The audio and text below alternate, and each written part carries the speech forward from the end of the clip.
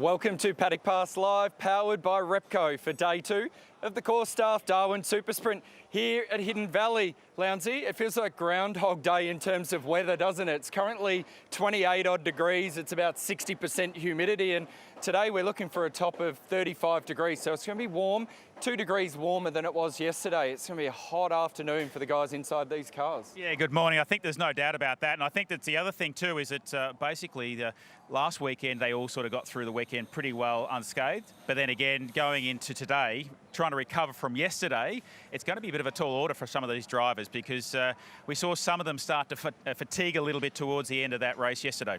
And two that stood out for me, Shane Van Gisbergen, we spoke about it on Paddock Pass Live, powered by Repco yesterday. He really battles with the heat, and we touched on it in the broadcast that young Zane Goddard is struggling with a bit of a stomach virus at the moment, and geez, he looked fatigued at the end of the race, so we'll follow those up throughout today. Yeah, I think that for Zane, I think there's no doubt that maybe that little bit off on that last corner late in the race was sort of probably from that, because it's really hot around here as a driver, and you know, to put into perspective, you know, it's about 25 degrees or 30 degrees hotter, so it's going to be close to 65, 70 degrees inside these cars over the course of this race. And you know, these drivers are all got ice baths. They're all a bit prima donna at the moment.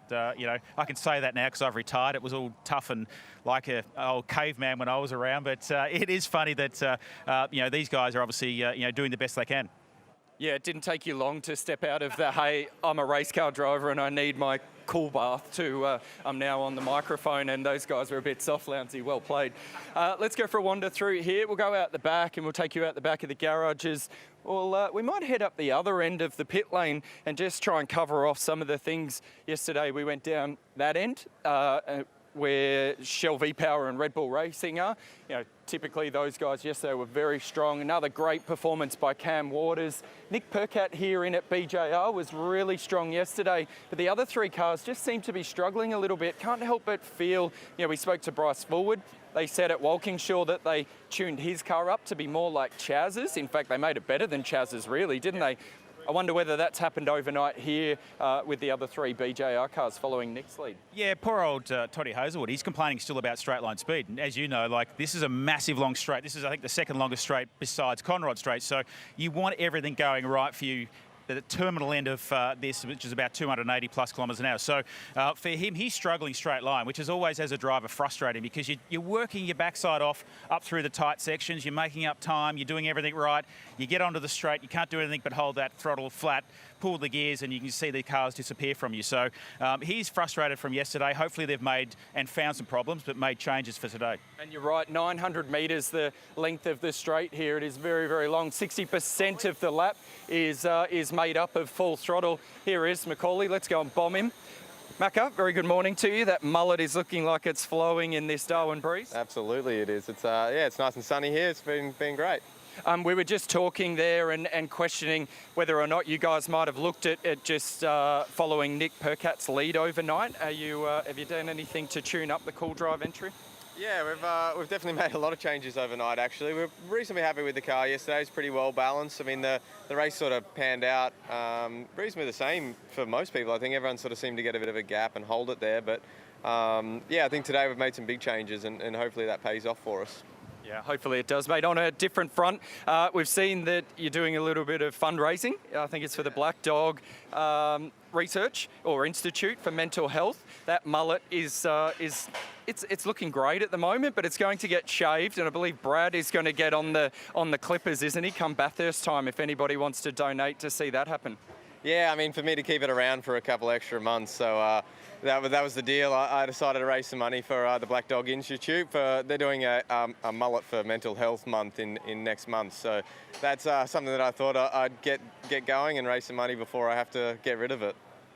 And nobody needs a reason to grow a mullet like getting some funds together. Hey mate, before we leave, can you just flick it around a little bit for us and just show us how good it flows? A slow-mo pic of it is so good. You've practiced that too well. Thanks, Macca. Good sport. Well done. So Unbelievable. that just goes to show, it doesn't sound like, it's always interesting to quiz the driver and say, hey, did you follow the lead car in this group? Nick Percat had pace. He didn't really answer the question, but feels like he's just going down his own path at the moment, and that does happen a little bit. Dunlop guys, their garage is looking quite a bit empty compared to what it was at the start of the weekend. It was full of a whole heap of Dunlop soft tyres in there. They'll be getting ready to fit the last of these green Dunlop tyres up. A few baking in the sun out the back here of Kelly Racing, and they'll pack up later tonight and get on the road and make their way over to Townsville. Yeah, I think there's no doubt that this weekend being a full soft, looks like Rick's got a couple of sets here that, as you mentioned yesterday, that you can't artificially heat them up, but of course the sun is not that. So reason for this is allow them to get up to pressure as quick as they can, in a sense of just stabilising. Then they let the pressure out to hopefully try and get the maximum out of it. So you can see that, Rick's got a couple of sets. There's a few sets that have been used over there for Heimgardner. So, these guys will be looking forward to it, because obviously a different format for for today from yesterday. Yeah, it will be different format. Hey, everybody loves a mullet, and Macca just did a really good job of flowing it for us. But if there's one thing that's better than a mullet being flung around, there's a slow-mo of a mullet. And Macaulay's slow-mo mullet shake is going here. Hey, Dave Reynolds, we've just found you. You've come and got a coffee. Weird that you're loitering. Just really weird that you're loitering around the toilets here, mate. Your garage is a long way up there. What are you up to? I'm just getting a coffee. Is that okay? That's fine, bud. That's fine. Hey, tough day for you yesterday, let's be honest. We normally see you very, very strong up here. What's going on within the number 9 Penrite Erebus car? So yesterday, obviously, we made a few bad decisions with setup, and I might have not got the most out of it. And, qualified 16th and finished 12th. So, looking for a better start to the day today.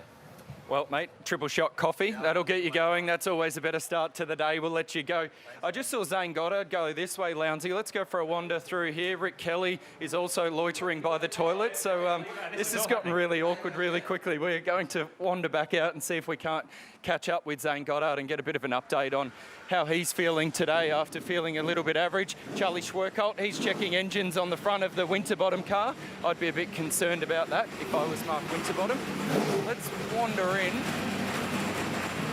It's just got really noisy in here. Zane's disappeared, so we might leave it there, but we will try and catch up with Zane at some point today in the Fox broadcast. You can catch all the action live today on Fox 506. That'll kick off at 10:15 local time here in Darwin, and it'll be 10:45 on the eastern seaboard. One thing, Lounsey, we're in for a huge day. What have you got for us before we leave? Well, I think that the format today is pretty simple for these guys. 2 qualifying sessions, 2 race, no top 10 or 15 shootouts. So I think, look, it's going to be it's going to be a hotter day. Everyone up and down pit lane are just going to have to chase the track, the temperature, and get those tyres to last. And these shotgun formats where when we go on track at 10:15, we are flat out all day through to about 4 o'clock. So it's going to be really, really exciting. Tune in and catch all the action on Fox Sports.